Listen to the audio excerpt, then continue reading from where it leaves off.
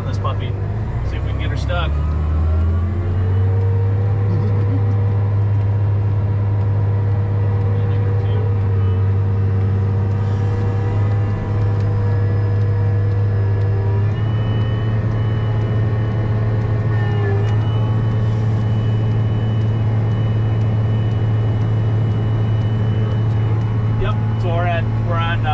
We're at 2 inches right now, and now we're down to 6.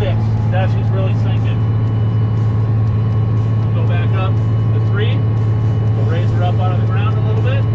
We'll go back up to 2, and now we're up at 2 inches. She's barely scratching that surface. So what I like to do when I'm running a digger, I like to have my 3 presets, basically, or even a chisel plow for that matter. I like to make sure that number 2 and number 3 on the presets is really what my working depth is going to be, and then my number 1 preset is probably what I'm going to hit the headlands at. So if I'm chisel plowing at 8 or 10 inches, I'm going to keep my number 1 preset at 2 inches. That way when I get to the headland, we hit 2 inches, I can cover my tracks, then come back into my working depth at 8 or 10 inches. With a digger, being at 2 inches or 4 inches is plenty.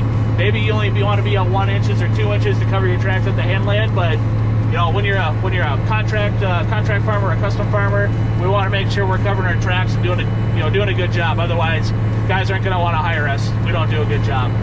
It's got to look good. One thing we want to make sure when we look at the sensor placement is that those sensors are not in the tire track for the tractor. Otherwise, it is going to be taking the wrong reading.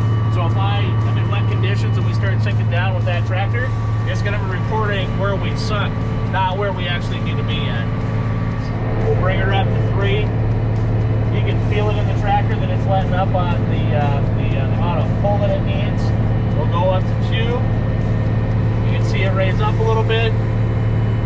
Now we'll bring her back down to 6. You can see her sinking down. So the responsiveness is actually pretty quick on this thing. So if we go back to the home page, we want to raise her all the way up. In the span of, 2 seconds, it forces everything all the way up. So if you get in a tight spot and you gotta pull it up to get it out, she's pretty responsive.